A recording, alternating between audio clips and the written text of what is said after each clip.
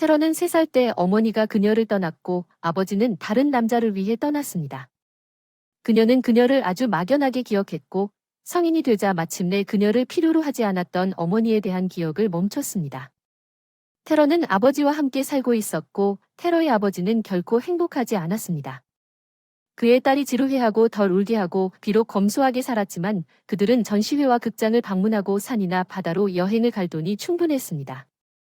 무엇보다도 소녀는 항상 테러를 매료시키는 산을 좋아하지만 그녀는 단지 감탄할 수밖에 없었습니다.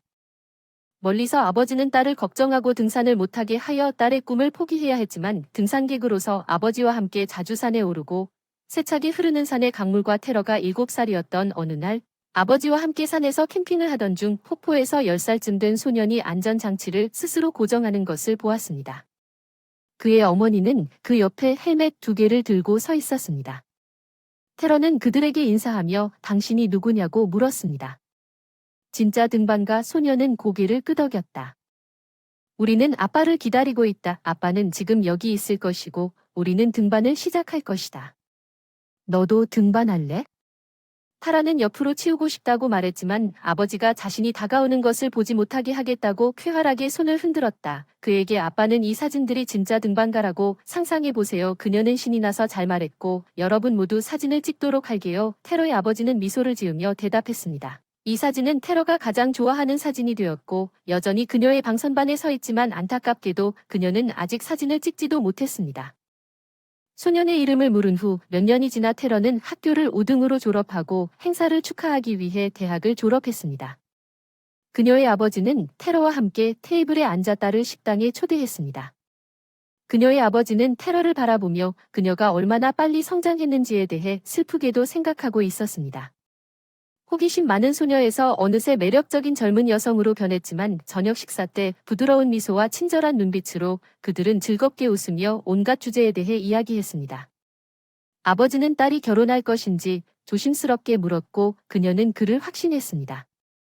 그 일이 일어났을 때 그는 즉시 알 것이라고 그는 미소를 지었고 그들 사이에는 어떤 비밀이나 오해도 없었습니다. 그래서 그는 또한 솔직하게 하기로 결정했습니다. 최근에 사무실에 새 직원이 생겼다는 것을 알고 있습니다. 그녀의 이름은 헤일리입니다. 아버지는 잠시 망설였습니다.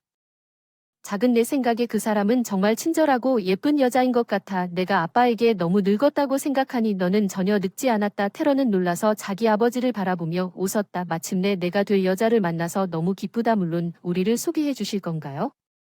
아버지는 웃으며 그날 아버지가 테러에게 헤일리가 그날 저녁 식사에 초대했다고 말했습니다. 테러는 처음으로 아버지가 여자 옆에 있는 것을 보았습니다. 차분하고 유쾌하고 겸손한 헤일리는 정말 감동했습니다. 소녀 테러는 그들이 얼마나 다정하게 손을 잡고 서로를 바라보는지를 보았고 그녀의 아버지가 마침내 사랑을 받고 행복하다는 사실에 기뻤습니다. 저녁은 훌륭하게 지나갔고 다음날 테러는 아버지 아빠와 진지한 대화를 나누기로 결정했습니다. 나는 당신과 헤일리를 원합니다. 함께 사는 것이 더 쉽고 편안할 거예요. 그리고 저는 별도의 아파트를 빌릴 거예요. 이제 어른이 됐습니다. 이제 해야 할 시간이군요. 제 생각에 대해 어떻게 생각하세요? 타라, 오래 기다렸어요. 이런 대화를 할 시간이야. 넌 어른이야. 넌 매우 독립적이고 결단력 있고 진지한 여자야. 내가 원하면 자유롭게 해줄게. 함께 좋은 옵션을 탐색하자. 그들은 즉시 현대사회에서 적합한 옵션을 찾으러 갔다. 테러의 직장 근처에 있는 아파트 단지에서 작지만 매우 아늑한 원룸 아파트를 빨리 찾았습니다. 테러는 새 집에 만족했지만 새 이웃이 위 아파트로 이사할 때까지 정확히 일주일 동안 평화와 고요함을 누릴 수 있었습니다. 테러는 이해하지 못했습니다. 위에서 무슨 일이 일어나고 있는지 계속해서 뭔가 떨어지는 소리가 났고 소녀가 중요한 문서를 평화롭게 연구하기 위해 일의 일부를 집으로 가져갔을 때 밤에도 가끔 비명을 지르는 소리가 들렸지만 그녀는 아무 일도 일어나지 않을 것이라는 것을 빨리 깨달았습니다. 이해할 수 없는 일이 일어나고 있습니다. 위층 아파트에서도 더 이상 이 분노를 참지 못한 안타라는 단호하게 위층으로 올라가 초인종을 눌렀고 그 순간 소음은 멈췄지만 아무도 문을 열지 않았지만 옆집은 열렸고 한 노부인이 뒤에서 내다보고 있었습니다.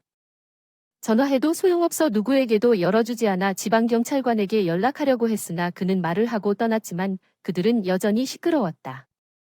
무거운 식료품 가방을 들고 자주 오는 젊은 여성만 보았고 그녀의 목소리도 자주 들었다. 누군가와 말다툼을 벌이다 테러는 분개했지만 일주일 후에 아무것도 없이 그녀의 집으로 돌아갔습니다. 마침내 소리가 더 조용해졌습니다. 차런은 다시 평화를 찾아서 기뻤습니다. 약 한 달 후 어느 날 그녀는 그녀의 천장이 위험할 정도로 머리 위로 늘어져 기괴하게 부풀어 오르는 것을 보았습니다.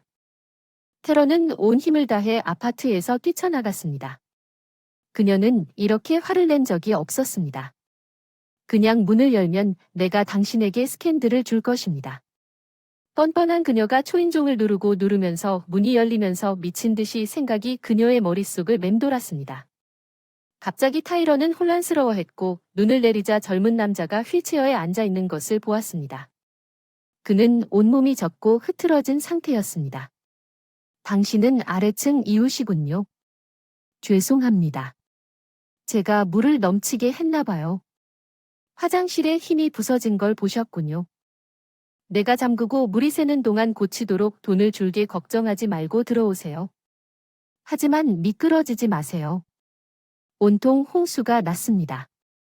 타라의 마음은 연민으로 짓눌려 후회했습니다. 이제 그녀는 그 소음을 내고 있던 것이 청년의 휠체어라는 사실을 분명히 알게 되었습니다. 그녀는 이웃이 매번 그 휠체어에 오르내리는 것이 얼마나 어려운지 상상했고 또한 그녀가 느낀 그의 예상외로 부드럽고 유쾌한 목소리에 충격을 받았습니다. 이렇게 잘생기고 강한 남자가 휠체어로만 돌아다닐 수 있다는 사실이 너무 슬프고 마음이 아팠습니다. 그녀는 너무 화가 나서 그 남자가 이미 방에서 돌아와서 그녀에게 돈을 내밀고 있다는 사실을 즉시 깨닫지 못했습니다. 필요 없어, 내가 직접 고칠게. 미안해. 그 여자가 고개를 저었다는 걸 몰랐는데 잠깐만 그렇게 놔둘 수가 없어. 내 잘못이고 당황스러워서. 타라는 또 무슨 사과를 중얼거리고 아파트를 나갔다. 몇 걸음 내려갔더니 갑자기 그녀가 돌아서서 그가 그녀를 지켜보고 있는 것을 보고 갑자기 어떤 생각이 떠올랐습니다. 그녀는 그의 이름을 물었고 그가 내 이름으로 살았던 사람은 션입니다. 나는 예전에 아내와 함께 살았지만 최근에 나를 떠났습니다. 이제 나 혼자야. 왜 이것이 필요합니까? 내 이름은 테러입니다. 당신이 직접 물을 모두 제거하는 것이 어려울 것이라고 생각했습니다. 션이 테러를 조심스럽게 바라보며 부정적으로 고개를 저으면서 문을 닫으려고 했습니다. 그러나 소녀는 많은 말다툼 끝에 그가 그렇게 하는 것을 막았습니다.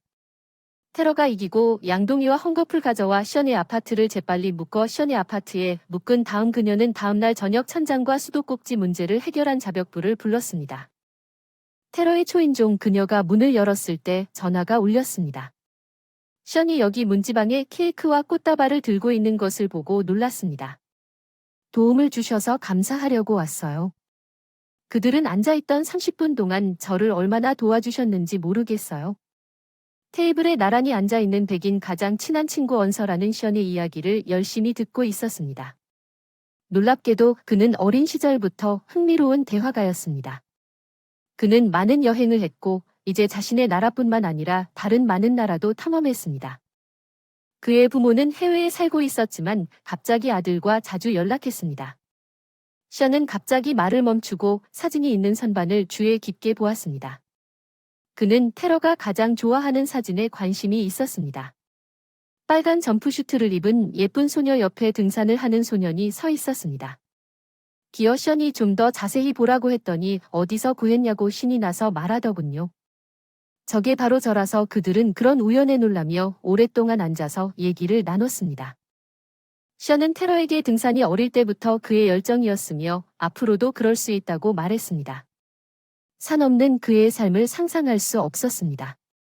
그의 아내 로즈마리도 산악인이었지만 1년 전 신혼여행을 산에서 보내기로 결정했을 때 등반 중 사고가 발생했습니다.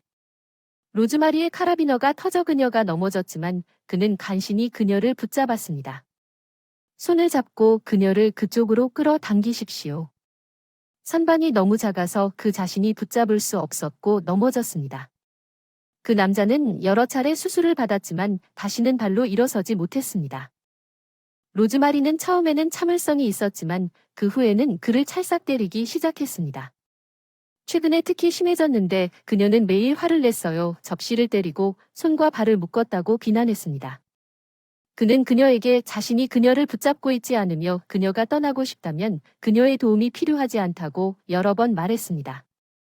결국 그녀는 불쌍해졌고 곧 이혼 서류가 왔어요. 타라 더 이상 밖에 나가지도 않고 처음 가봤는데 꽃은 어때요? 그 소녀는 그를 쳐다보며 혼란스러워 배달 똑똑했어요. 존 다음날 테러는 션에게 아래층으로 오라고 설득했고 그들은 함께 공원을 산책한 다음 그녀의 집에서 저녁 식사를 했습니다. 그들의 회의는 매일 발생했습니다. 테러는 션을 조심스럽게 둘러싸서 그가 필요한 치료를 받았는지 확인하고 좋은 안마사를 방문하도록 초대했습니다. 정기적으로 함께 공원을 산책하는 것 외에도 그들은 션이 특별 프로그램에 참여하는 피트니스 클럽에 참석한 후 서로에 대한 사랑을 고백했습니다. 션은 테러가 기다릴 준비가 되면 반드시 사랑의 서약을 하겠다고 약속했습니다.